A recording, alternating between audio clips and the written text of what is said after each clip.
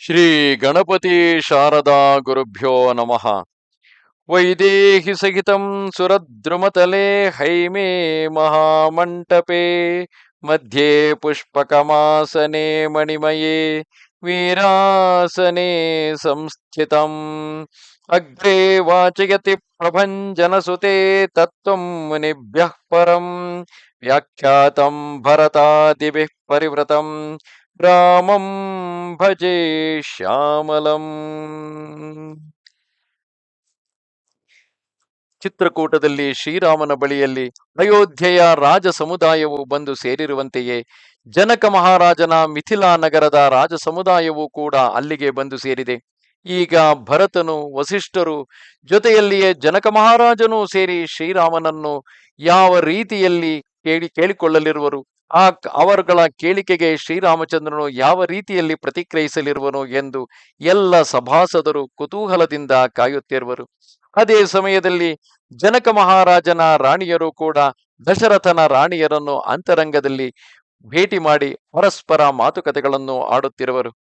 ಯಹಿ ಬಿಧಿ ಸಕಲ ಮನೋರಥ ಕರಹಿ ಬಚನ ಸ ಪ್ರೇಮ ಸುನತ ಮನಹರಹಿ ಸಿಯ ಮಾತು ತೆಹಿ ಸಮಯ ಪಠಾಯಿ ದಾಸಿ ದೇಕಸು ಅವಸರು ಆಯಿ ಸಾವಕಾಶ ಮುನಿ ಸಬಸಿಯ ಸಾಸು ಆಯವು ಜನಕ ರಾಜರ ನಿವಾಸು ಕೌಸಲ್ಯ ಸಾದರ ಸನಮಾನಿ ಆಸನ ದಿಯೇ ಸಮಯ ಸಮಾನಿ ಸೀಲುಸನೇಹು ಸಕಲ ದುಹುವೋರ ದ್ರವಹಿ ದೇಕಿಸು ನಿಕೊಲಿಸ ಕಠೋರ ಪುಲಕ ಶಿಥಿಲ ಸ್ವನ ಬಾರಿ ಬಿಲೋಚನ ಮಹಿನ ಕಲಿಖನ ಲಗಿ ಸಬಲೋಚನ ಸಬಸಿಯ ರಾಮ ಪ್ರೀತಿ ಕಿಸಿ ಮೂರತಿ ಜನು ಕರುಣಾ ಬಹುವೇಶ ಬಿಸೂರತಿ ಸಿಯ ಮಾತು ಕಹ ಬಿಧಿ ಬುಧಿ ಬಾಕಿ ಜೋಪಯ ಫೇನು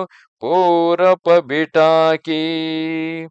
ಎಲ್ಲರೂ ಪ್ರೇಮಭರಿತವಾದ ತಮ್ಮ ಮನೋರಥಗಳನ್ನು ಹೀಗೆ ಪ್ರಕಟಿಸುತ್ತಿದ್ದರು. ಅವರ ಭಕ್ತಿ ಭರಿತ ಮಾತುಗಳು ಕೇಳಿದವರ ಮನಸ್ಸನ್ನು ಸೂರೆಗೊಳ್ಳುತ್ತಿದ್ದವು. ಅದೇ ವೇಳೆಗೆ ಸೀತೆಯ ತಾಯಿಯಾದ ಸುನಯನಾ ದೇವಿಯು ಕಳುಹಿಸಿದ ದಾಸಿಯರು ಕೌಸಲ್ಯಯೇ ಮೊದಲಾದವರನ್ನು ಕಾಣಲು ಸೂಕ್ತ ಅವಕಾಶವನ್ನು ಕೇಳಿಕೊಂಡು ಆಗಮಿಸಿದರು. ಜಾನಕಿಯ ಅತ್ತಿಯರೆಲ್ಲ ಬಿಡುವಿನಲ್ಲಿದ್ದಾರೆ ಎಂದು ದಾಸಿಯರಿಂದ ತಿಳಿದುಕೊಂಡು ಜನಕನ ರಾಣಿ ವಾಸುವು ಅವರನ್ನು ಕಾಣಲು ಬಂದಿತು. ಕೌಸಲ್ಯೆಯು ಆದರದಿಂದ ಅವರನ್ನು ಬರಮಾಡಿಕೊಂಡು ಸಮಯೋಚಿತವಾದ ಆಸನಗಳನ್ನು ನೀಡಿದಳು. ಆ ಉಭಯ ಪಕ್ಷದವರ ಅನ್ಯೋನ್ಯಾನುರಾಗವನ್ನು, ಸೌಶೀಲ್ಯವನ್ನು, ಶೋಕ ವಿಚಾರವನ್ನು ಕೇಳಿದರೆ ಕಠೋರ ವಜ್ರವು ಕೂಡ ಕರಗಿ ನೀರಾಗುವಂತಿತ್ತು. ಅವರ ಶರೀರಗಳು ಪುಲಕಿತವಾಗಿದ್ದು ಶಿಥಿಲವಾಗಿದ್ದವು. ಕಣ್ಣುಗಳಲ್ಲಿ ಶೋಕ ಪ್ರೇಮಾಶ್ರುಗಳು ತುಂಬಿದ್ದವು. ಎಲ್ಲರೂ ವಿಚಾರಗ್ರಸ್ತರಾಗಿ ತಮ್ಮ ಕಾಲಿನ ಉಗುರುಗಳಿಂದ ನೆಲವನ್ನು ಕೆರೆಯುತ್ತಾ ಯೋಚಿಸತೊಡಗಿದರು. ಅವರೆಲ್ಲರೂ ಸೀತಾರಾಮರ ಪ್ರೇಮವೇ ಮೈವೆತ್ತದಂತಿದ್ದರು. ಸ್ವತಃ ಕರುಣೆಯೇ ಅನೇಕ ರೂಪವನ್ನು ಹೊಂದಿ ಆಳುತ್ತಿರುವಂತೆ ಕಾಣುತ್ತಿತ್ತು. ಸೀತೆಯ ತಾಯಿ ಸುನಯನಾ ದೇವಿಯು ಹೇಳಿದಳು, ವಿಧಿಯ ಬುದ್ಧಿಯು ಬಲು ವಕ್ರ. ಅದು ಹಾಲಿನ ಕೆನೆಯಂತಹ ಕೋಮಲ ವಸ್ತುವನ್ನು ಕಠೋರವಾದ ವಜ್ರದಿಂದ ಒಡೆಯುತ್ತಿದೆ. ಅಂದರೆ ನೀವು ಹೆಚ್ಚಿನ ಕೋಮಲರು, ನಿರ್ದೋಷಿಗಳು. ಆದರೆ ನಿಮಗೆ ವಿಪತ್ತಿನ ಮೇಲೆ ವಿಪತ್ತು ಬಂದೊದಗಿದೆ. ಸುನಿಯ ಸುಧಾ ದೇಕ ಅಹಿ ಗರಲ ಸಬಕರ ತೂತಿ ಕರಾಲ ಜಗತಃ ಕಾಕ ಬುಲೂಕ ಬಕ ಮಾನಸ ಸಕೃತ ಮರಾಲ. ಅಮೃತವೆಂಬುದು ಕೇವಲ ಕೇಳಲು ಸಿಗುತ್ತದೆ, ಆದರೆ ಅದು ಪ್ರತ್ಯಕ್ಷವಾಗಿ ದೊರಕುವುದಿಲ್ಲ.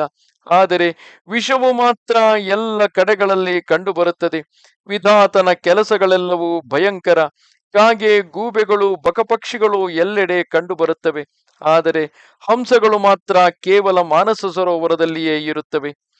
ಸುನಿಸ ಸೋಚಕ ಬೇಬಿ ಸುಮಿತ್ರ ಬಿಥಿ ಗತಿ ಬಡಿ ವಿಪರೀತ ವಿಚಿತ್ರ ಸೋಸೃಜಿ ಪಾಲಯಿ ಹರಯಿ ಬಹೋರಿ ಬಾಲಕೇಲಿ ಸಮ ವಿಧಿಮತಿ ಬೋರಿ ಕೌಸಲ್ಯಾ ಕಹ ದೋಸು ನ ಕಾಹು ಕರಮ ಬಿಬಸ ದುಃಖ ಸುಖ ಚತಿ ಚಾಲಾಹು कठिन कर्म गति जान विधाता, जो शुभ अशुभ सकल फलदाता।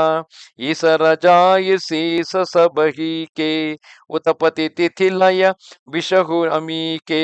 देवी मोह बस सोची अबादी, विधि प्रपंच अस अचल अनादि।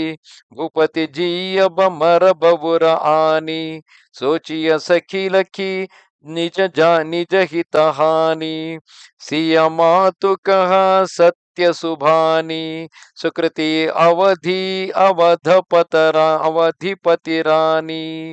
ಸುನಯನಾ ದೇವಿಯು ಹೇಳಿದ ಈ ಮಾತನ್ನು ಕೇಳಿ ಸುಮಿತ್ರಾದೇವಿಯು ಶೋಕದಿಂದ ಹೇಳಿದಳು, ವಿಧಾತನ ಗತಿಯು ತೀರಾ ವಿಚಿತ್ರ ಹಾಗೂ ವಿಪರೀತವಾಗಿದೆ. ಜಗತ್ತನ್ನು ಸೃಷ್ಟಿಸಿ ಪಾಲಿಸುವವನೇ ಸಂಹಾರವನ್ನು ಮಾಡುವನು. ವಿಧಿಯ ಬುದ್ಧಿಯು ಮಕ್ಕಳಾಟದಂತೆ ವಿವೇಕ ಶೂನ್ಯವಾದುದು. ಮತ್ತೆ ಕೌಸಲ್ಯೆಯು ಹೇಳಿದಳು, ಇದರಲ್ಲಿ ಯಾರ ದೋಷವೂ ಇಲ್ಲ. ಸುಖ ದುಃಖಗಳು ಲಾಭ ಹಾನಿಗಳು ಎಲ್ಲವೂ ಕರ್ಮಾಧೀನ. ಕರ್ಮಗತಿ ಅತ್ಯಂತ ದುರ್ವಿಜ್ಞೇಯವಾದುದು. ಅದನ್ನು ಶುಭಾಶುಭ ಫಲ ನೀಡುವ ವಿಧಾತನೇ ಬಲ್ಲನು. ಈಶ್ವರನ ಆದೇಶದಂತೆಯೇ ಎಲ್ಲವೂ ನಡೆಯುತ್ತದೆ. ಉತ್ಪತ್ತಿ ಸ್ಥಿತಿ ಲಯ ಅಮೃತ ವಿಷ ಇವೆಲ್ಲವೂ ಈಶ್ವರಾಧೀನವೇ. ದೇವಿ, ಮೋಹವಶರಾಗಿ ಚಿಂತಿಸುವುದು ವ್ಯರ್ಥ. ವಿಧಾತನು ಸೃಷ್ಟಿಸಿದ ಭವಜಾಲವು ಅಚಲವೂ ಅನಾದಿಯೂ ಆಗಿದೆ. ಸಖಿಯೇ, ಮಹಾರಾಜರ ಜೀವಿತ ಮರಣದ ಕುರಿತು ದುಃಖಿಸುವುದಕ್ಕೆ ಕಾರಣ ಕೇವಲ ನಮ್ಮ ಸ್ವಾರ್ಥವೇ ಆಗಿದೆ. ಇಂತಹ ಸಂಘಟನೆ ಲೋಕದಲ್ಲಿ ಸಹಜವೇ. ಬಳಿಕ ಸುನಯನಾ ದೇವಿಯು ಹೇಳಿದಳು, ನೀವು ನುಡಿದ ಮಾತುಗಳು ನಿಜವಾದವು, ಉತ್ತಮವಾದವುಗಳು. ನೀವು ಎಷ್ಟೇ ಆಗಲಿ ದಶರಥ ಮಹಾರಾಜರ ರಾಣಿಯರಲ್ಲವೇ?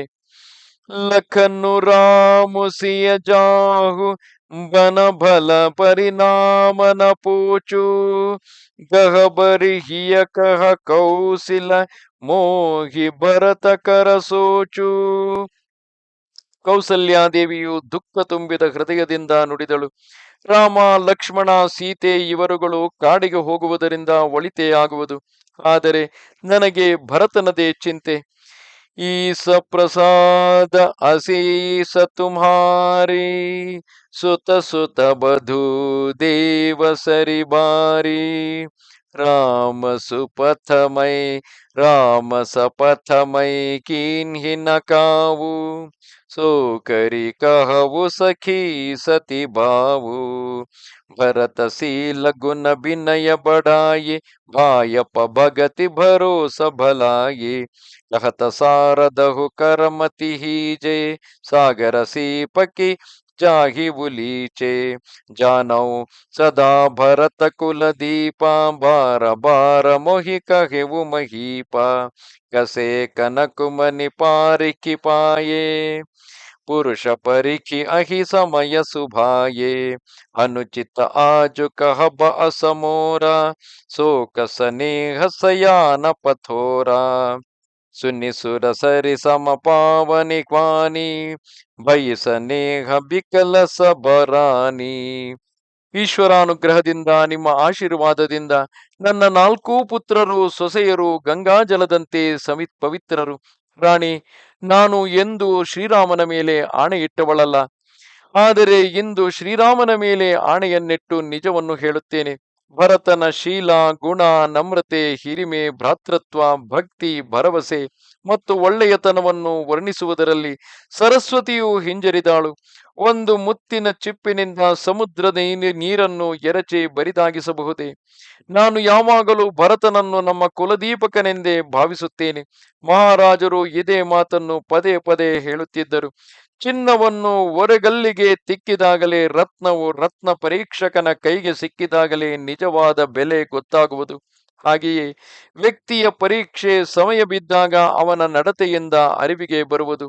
ಆದರೆ ಇಂದು ನಾನು ಹೀಗೆ ಹೇಳುವುದೂ ಅನುಚಿತವಾದೀತು. ಶೋಕ ಸ್ನೇಹಗಳಲ್ಲಿ ವಿವೇಕವು ಕುಗ್ಗುತ್ತದೆ. ನಾನು ಪ್ರೇಮವಶದಿಂದ ಭರತನನ್ನು ಈ ರೀತಿ ಹೊಗಳುತ್ತಿದ್ದೇನೆ ಎಂದು ಜನರು ಅಂದಾರು.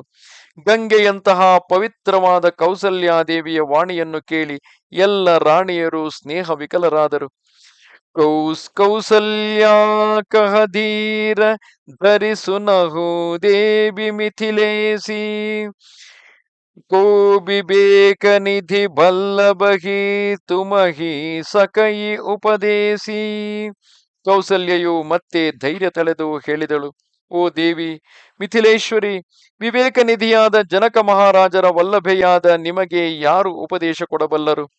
ರಾಣಿ ರಾಯಸನ ಅವಸರುಪಾಯೇ ಅಪನಿ ಭಾತಿ ಕಹ ಬಸ ಮುझाई रखी अहि लखन भरत गवन ही बन जौ यह मत मानई महीपमन तौ भल जतन कर बसु बिचारी मोरे सोचु भरत कर भारी गूढ़ स्नेह भरत मन माही रहे नीक मोहिलागत नाही लखि सुभाव सुनि सरल सुबानी सब भई मगन करु नरस रानी नभ प्रसून झरि धन्य धन्य धुनि शिथिल स्नेह सिद्ध जोगी मनी सबुर निवासु बिथकि रखी लहिವು तब धरि धीर सुमित्रा कहिವು देवी दंड जुग जामिनी भीति राम ಮಾತು ಸುನಿ ಉಠಿ ಸ ಪ್ರೀತಿ. ಮಹಾರಾಣಿಯವರೇ, ಅವಕಾಶ ದೊರೆತಾಗ ನೀವು ಮಹಾರಾಜರಲ್ಲಿ ಲಕ್ಷ್ಮಣನು ಅಯೋಧ್ಯೆಯಲ್ಲಿ ಇರುವಂತೆಯೂ ಶ್ರೀರಾಮನ ಸೇವೆಗಾಗಿ ಭರತನನ್ನು ಕಾಡಿಗೆ ಹೋಗುವಂತೆಯೂ ಹೇಳಿರಿ. ಈ ವಿಷಯ ಅರಸರ ಮನಸ್ಸಿಗೆ ಹಿಡಿಸಿದರೆ ಸರಿಕಂಡರೆ ಅವರು ಅದಕ್ಕಾಗಿ ಯತ್ನಿಸಲಿ. ನನಗೆ ಭರತನ ಕುರಿತೇ ದೊಡ್ಡ ಚಿಂತೆ. ಭರತನಿಗೆ ಶ್ರೀರಾಮನ ಮೇಲೆ ಅಪಾರವಾದ ಗೂಢ ಪ್ರೇಮವಿದೆ. ಅವನು ಅಯೋಧ್ಯೆಯಲ್ಲಿ ಇರುವುದು ಸಮುಚಿತವೆಂದು ಕಾಣುವುದಿಲ್ಲ. ಏಕೆಂದರೆ ಒಂದು ವೇಳೆ ಆತನು ಅಯೋಧ್ಯೆಗೆ ಬಲವಂತದಿಂದ ಹಿಂದಿರುಗಿಸಿ ಬಿಟ್ಟರೆ ಪ್ರೇಮವಶದಿಂದ ಅವನು ದೇಹತ್ಯಾಗವನ್ನು ಮಾಡಬಹುದು. ಕೌಸಲ್ಯಾದೇವಿಗೆ ಭರತನ ಮೇಲೆ ಇರುವ ಪ್ರೇಮಾತಿರೇಕ ಸ್ಥಿತಿಯನ್ನು ಗಮನಿಸಿ ಆಕೆಯ ನಿಷ್ಕಪಟ ವಚನಗಳನ್ನು ಕೇಳಿ ಎಲ್ಲ ರಾಣಿಯರು ಕರುಣ ರಸದಲ್ಲಿ ಮುಳುಗಿದರು. ಆಕಾಶದಿಂದ ಹೂವಿನ ಸುರಿಮಳೆಯಾಯಿತು. ಧನ್ಯ ಧನ್ಯ ಎಂಬ ಜಯಘೋಷ ಮೊಳಗಿತು. ಸಿದ್ಧರು, ಯೋಗಿಗಳು, ಮುನಿಗಳು ಭರತನ ರಾಮ ಪ್ರೇಮದಿಂದ ಪರವಶರಾದರು. ಈ ಎಲ್ಲ ಪರಿಸ್ಥಿತಿಯನ್ನು ಕಂಡು ಇಡೀ ರಾಣಿ ವಾಸವು ಸ್ತಬ್ಧವಾಯಿತು. ಆಗ ಸುಮಿತ್ರಾದೇವಿಯು ಧೈರ್ಯ ತಂದುಕೊಂಡು ಹೇಳಿದಳು, ದೇವಿ, 2 ಗಳಿಗೆ ರಾತ್ರಿ ಕಳೆದಿದೆ. ಇದನ್ನು ಕೇಳಿದ ರಾಮಜನನಿ ಕೌಸಲ್ಯಾದೇವಿಯು ಅಲ್ಲಿಂದ ಎದ್ದಳು. ಬೇಗಿ ಪಾಯಿ ಧಾರಿಯ ಥಲಗೆ ಕಹಸನೇ ಹಸತಿ ಭಾಯ ಹಮರೇ ತೌ ಅಬಯೀಸ ಗತಿ ಕೈ ಮಿಥಿಲೇಶ ಸಹಾಯ. ಕೌಸಲ್ಯೆಯು ಪ್ರೇಮ ಸದ್ಭಾವದಿಂದ ನುಡಿದಳು, ನೀವು ಬೇಗನೆ ಬಿಡದಿಗೆ ಮರಳಿರಿ. ನಮಗಾದರೂ ಈಗ ದೇವರೇ ಗತಿಯಾಗಿದ್ದಾನೆ, ಅಥವಾ ಮಿಥಿಲೇಶ್ವರ ಜನಕನೇ ಸಹಾಯಕನಾಗಿದ್ದಾನೆ.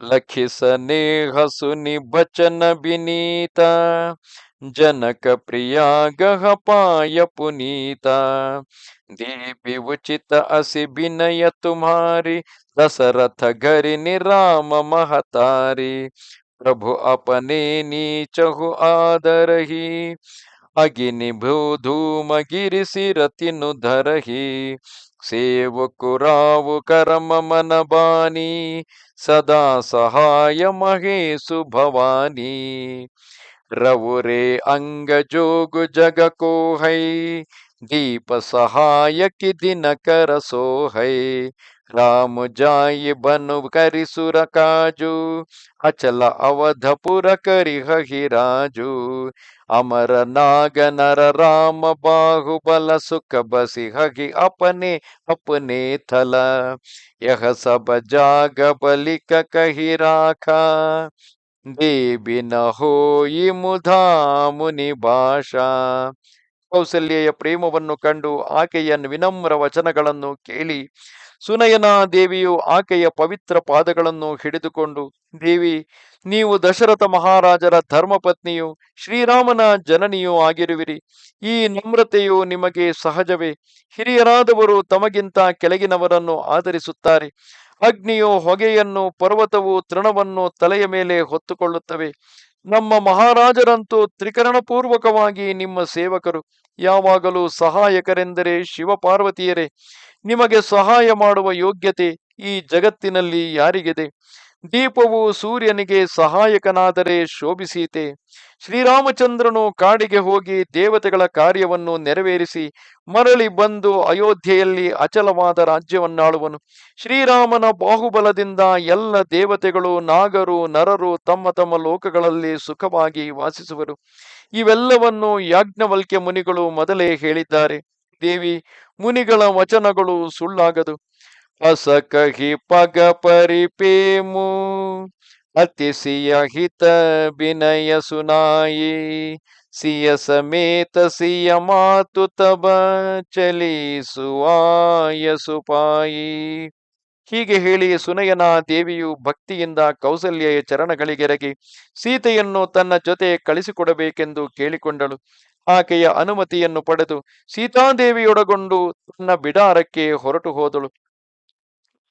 प्रिय परिजन ही मिली बैदेही जो जही जोगु भांति तेहि तेहि तापस बेश जानकी देखी बासबु बिकल विषाद विशेषी जनक राम गुर आय सुपाई चले थल घिसिय देखी आई लीन हिलाई उर जनक जानकी पाहुनि पावन प्रेम प्राण की उर उमಗೆವು ಅಂಬುಧಿ ಅನುರಾಗು ಭಯವು ಭೂಪಮನು ಮನಹು ಪಯಾಗು ಸಿಯ ಸನೇಹ ಬಟು ಬಾಢತ ಜೋಹಾ ತಾಪರ ರಾಮ ಪ್ರೇಮ ಸಿಸು ಸೋಹಾ ಚಿರಜೀವಿ ಮುನಿ ಜ್ಞಾನ ಬಿಕಲ ಜನು ಬೂಢತಲಹೇವು ಬಾಲ ಅವಲಂಬನು ಮೋಹ ಮಗನ ಮತಿ ನಹಿ ಬಿದೇಹ ಕಿ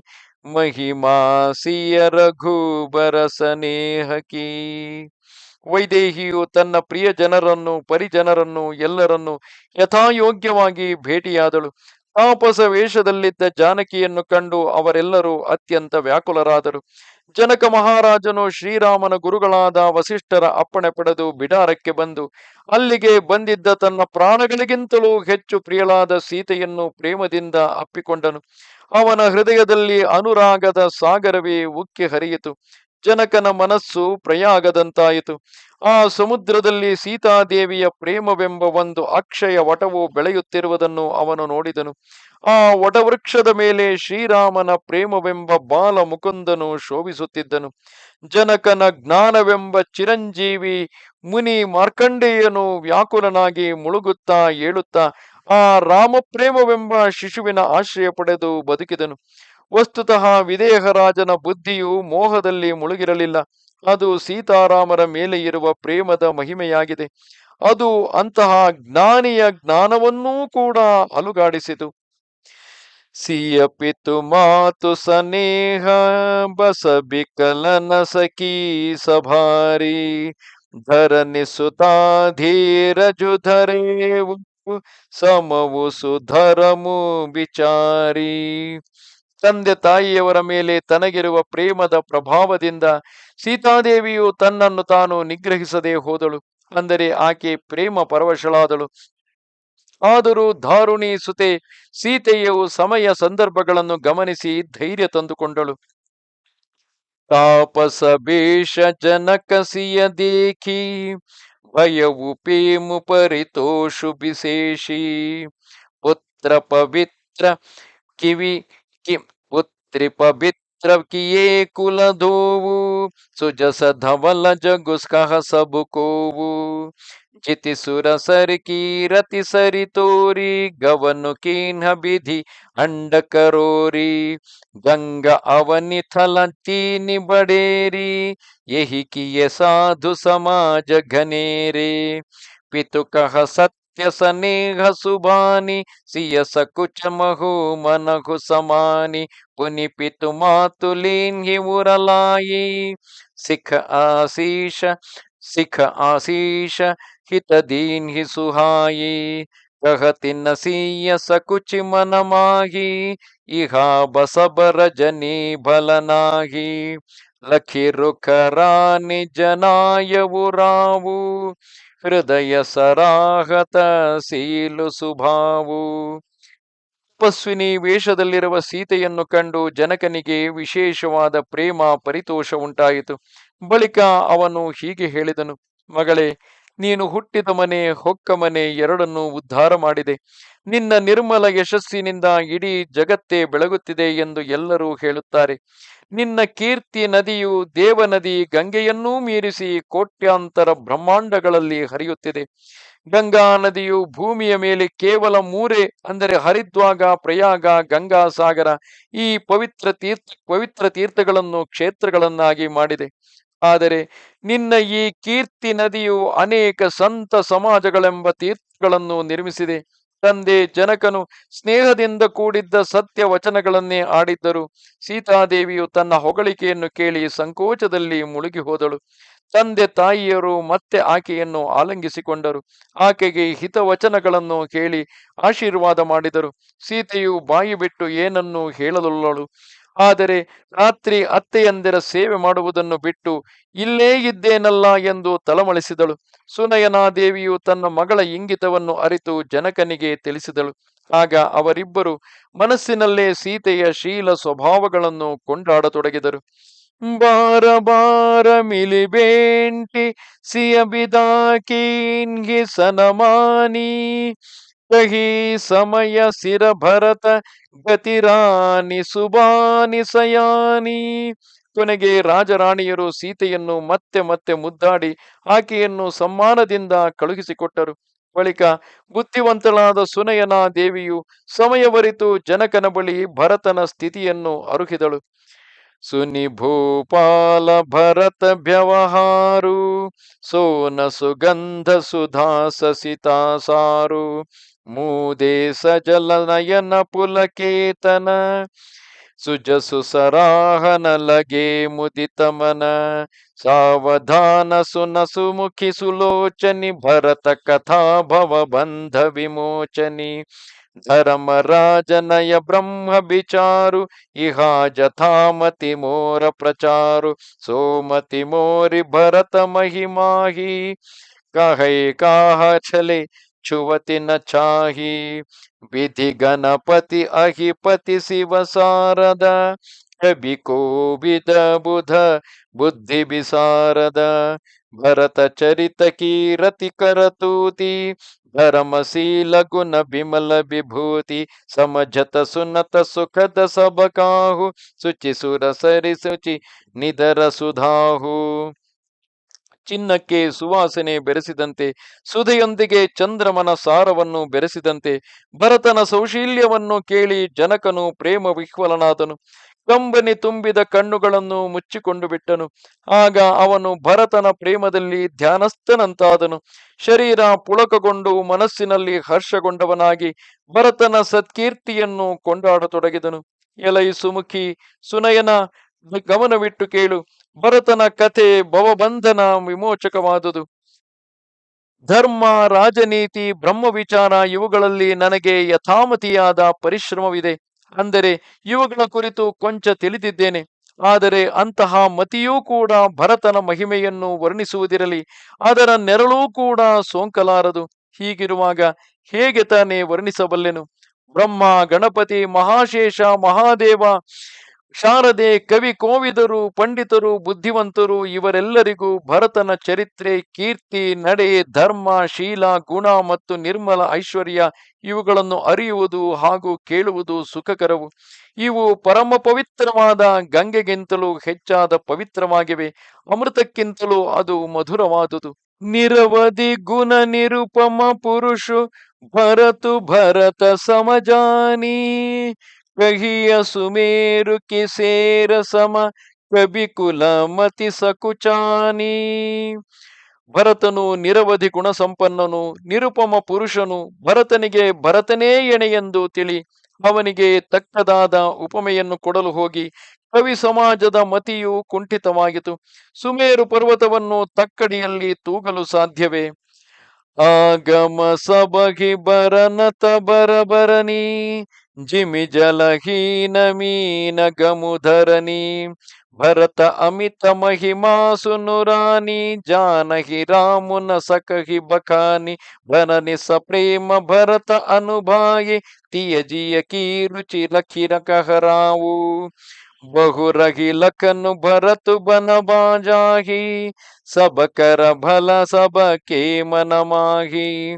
देवी परंतु भरत रघुबर की, प्रीति प्रतीति जाय नहीं तर की।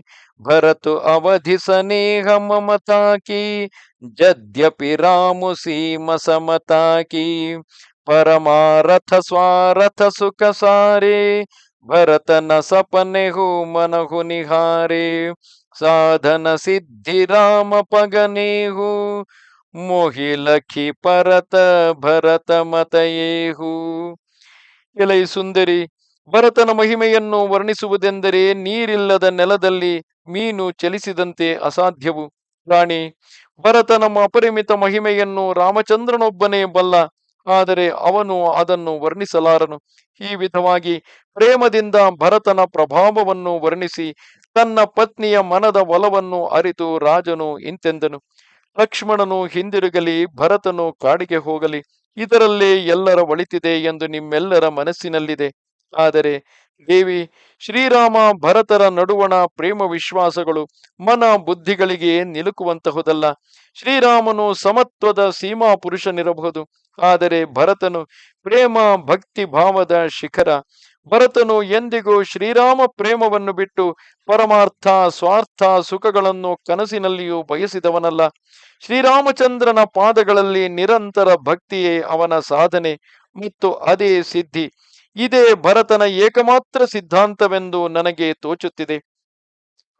ಭೋರೆಹು ಭರತನ ಫಲಿಹ ಪೇಲಿಹ ಹಿಮ ಮನಸಹು ರಾಮ ರಜಾಯೇ, ಕರಿಯನ ಸೋಚು ಸನೇಹ ಬಸ ಕಹೆವು ಭೂಪ ಬಿಲಖಾಯೇ.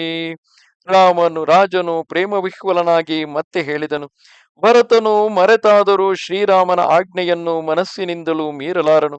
ಆದ್ದರಿಂದ ಸ್ನೇಹವಶರಾಗಿ ನೀವು ಚಿಂತಿಸುವುದು ತರವಲ್ಲ. ರಾಮ ಭರತ ಗುಣ ಗಗನ ಸಪ್ರೀತಿ, ನಿಸಿ ದಂಪತಿ ಫಲಕ ಸಮಭೀತಿ.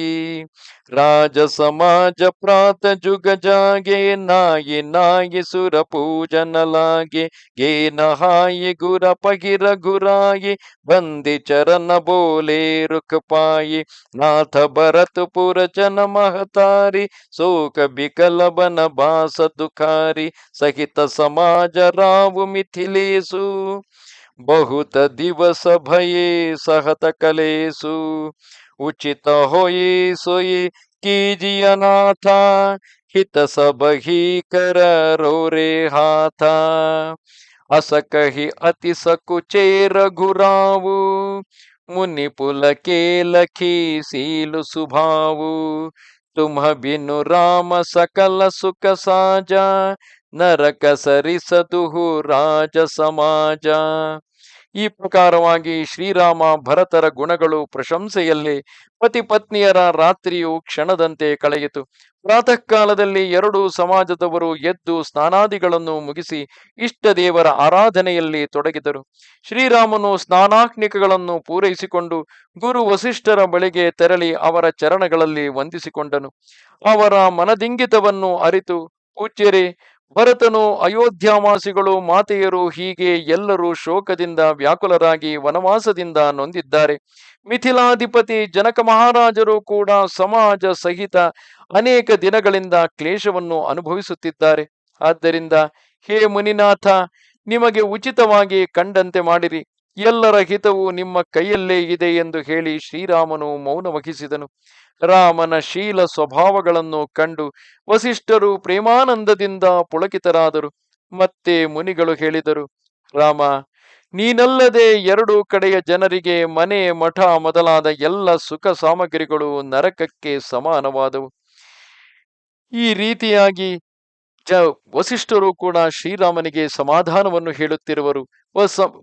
ಶ್ರೀರಾಮನು ವಸಿಷ್ಠರ ಹೆಗಲಿಗೆ ಜವಾಬ್ದಾರಿಯನ್ನು ವಹಿಸಿದರೆ ವಸಿಷ್ಠರು ಶ್ರೀರಾಮನೇ ಎರಡೂ ಕಡೆಯವರನ್ನು ಸಂತೈಸಲು ಅರ್ಹನು ಎಂದು ಹೇಳುತ್ತಿರುವರು. ಕೊನೆಗೆ ಏನಾಗುವುದೆಂಬುದನ್ನು ಆ ಭಗವಂತನೇ ಬಲ್ಲನು. ನಮಸ್ತೆ ಶಾರದಾ ದೇವಿ, ಕಾಶ್ಮೀರ ಪುರವಾಸಿನಿ, ತ್ವಾಮಹಂ ಪ್ರಾರ್ಥಯೇ ನಿತ್ಯಂ, ವಿದ್ಯಾದಾನಂಚ ದೇಹಿಮೆ. ನಮಸ್ಕಾರ. श्रीरामचन्द्र कृपाल भज मन हरण भव भयदारुणं श्रीरामचन्द्र कृपाल भज मन हरण भव भयदारुणं श्रीराम श्रीराम श्रीराम श्रीराम श्रीराम श्रीराम